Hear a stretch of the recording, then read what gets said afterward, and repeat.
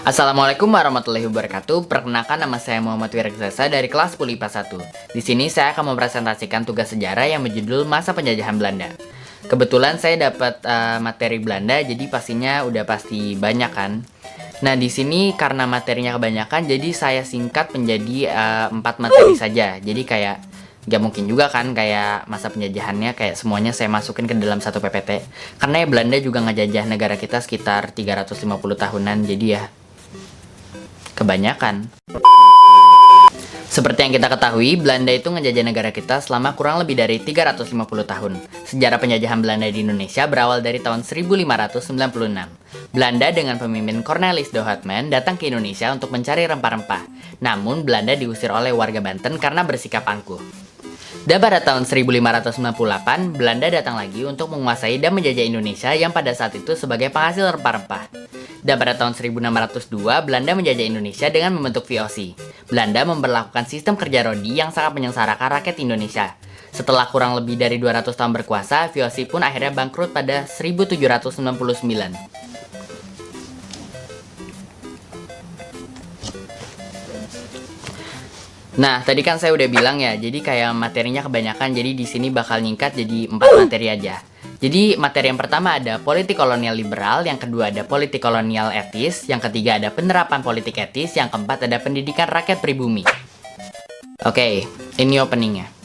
Penjajahan Belanda tak lepas dari sejarah kebangkrutan VOC yang sebelumnya membuka industri dagang di Nusantara. Pada akhir abad ke-18, yaitu abad kebangkrutan VOC di Nusantara dan setelah kekuasaan sikap Britania di bawah pimpinan Thomas Sandford Raffles.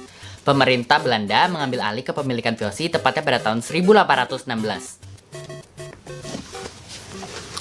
Tahun 1830, kultur sel-sel atau sistem tanam paksa mulai diterapkan. Dalam sistem ini, para rakyat pribumi dipaksa menanam hasil-hasil perkebunan yang menjadi permintaan pasar dunia, seperti teh, kopi, dan lain-lain.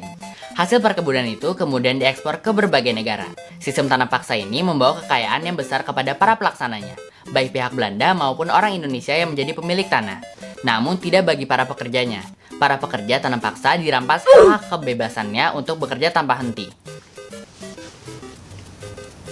Pada tahun 1848, tanam paksa mendapat kecaman melalui perdebatan parlemen Belanda. Juga tulisan-tulisan yang mengkritik terang-terangan praktik tidak manusiawi itu. Pada tahun 1870, Belanda memperoleh keuntungan sebesar 823 juta gulden. Keuntungan ini digunakan untuk keuntungan membangun perdagangan dan pelayaran yang lumpuh, membangun industri yang macet, dan memperkaya pemilik pabrik. Politik kolonial liberal tahun 1870 dan 1900 sampai 1900. Kemajuan perdagangan Belanda diperoleh dari keuntungan penjualan hasil perkebunan tanam paksa. Keuntungan itu dimanfaatkan Belanda untuk memajukan bidang industri, pelayaran, dan perbankan. Pihak Belanda menikmati hasilnya, sementara penduduk menderita karena beratnya pelaksanaan tanam paksa. Golongan liberal kemudian berupaya mengadakan perubahan, antara lain dengan mengeluarkan peraturan anggaran dalam undang-undang. Dengan keluarnya peraturan pemerintah tahun 1854, maka politik kolonial diatur secara liberal. Penyelewengan dan penekanan mulai berkurang, termasuk praktik tanam paksa yang ikut dihapuskan. Ide liberal mendorong usaha perseorangan. Pemerintah tidak berhak ikut campur tangan. Tanam paksa kemudian diganti dengan sistem kerja bebas. Kepentingan politik liberal membawa dampak ekonomi di koloni dengan didirikannya infrastruktur dan keuntungan pun diperoleh dengan mudah. Dengan dikeluarkannya Undang-Undang Agraria tahun 1870, maka politik liberal diberlakukan. Undang-undang ini pada dasarnya melarang penjualan tanah kepada orang asing, tetapi mereka hanya diperkenankan menyewakannya dalam waktu 75 tahun. Politik kolonial etis tahun 1900 sampai 1942.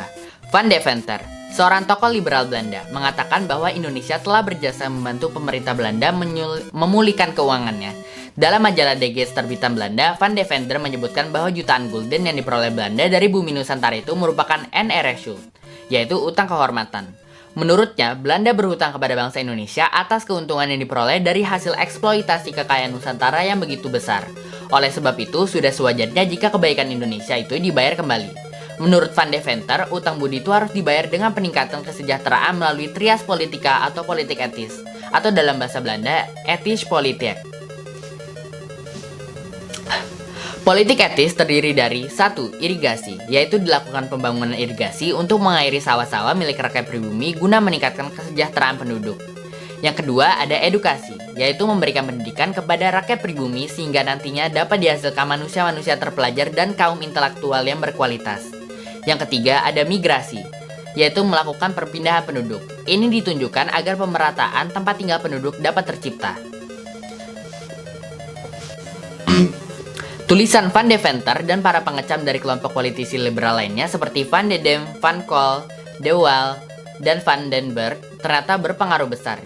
Hingga pada tahun 1901, Ratu Wilhelmina mengumumkan pernyataan bahwa diperlukan suatu penyelidikan terhadap kesejahteraan rakyat Jawa.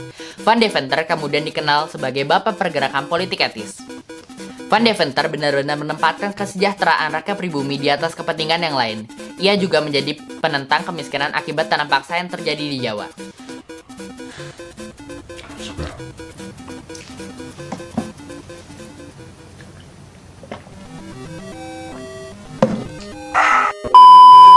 Penerapan politik etis. Kebijakan politik etis yang diajukan oleh Van Deventer adalah suatu gagasan yang baik.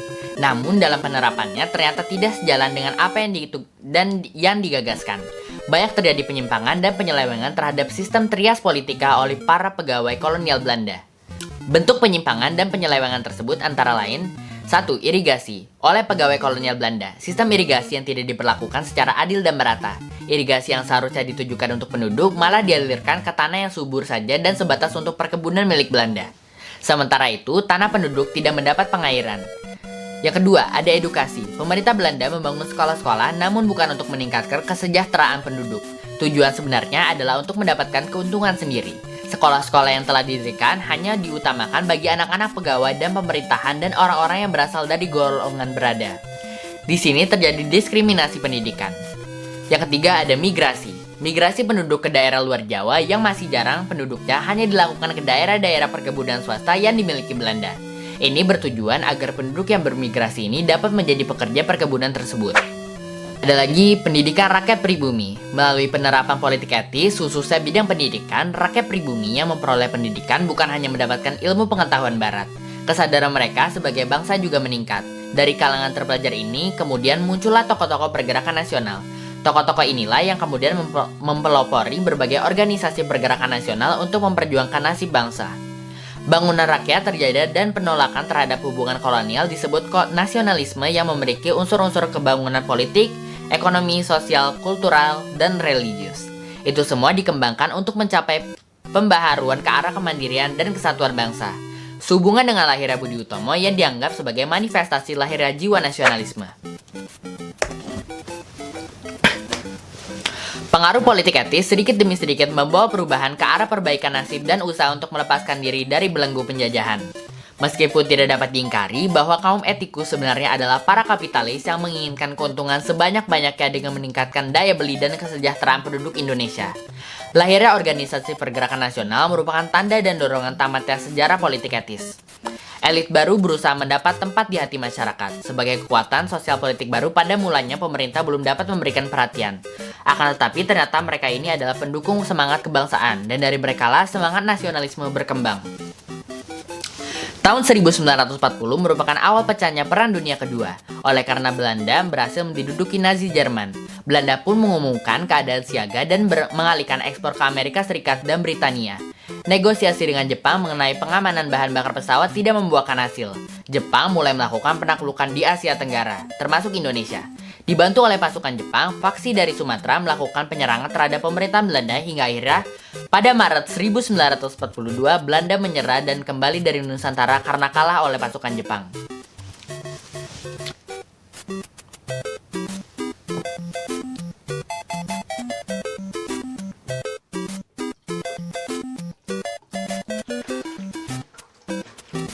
Sekian dari saya, mohon maaf bila ada kesalahan kata. Wabillahi taufiq wal hidayah. Wassalamualaikum warahmatullahi wabarakatuh.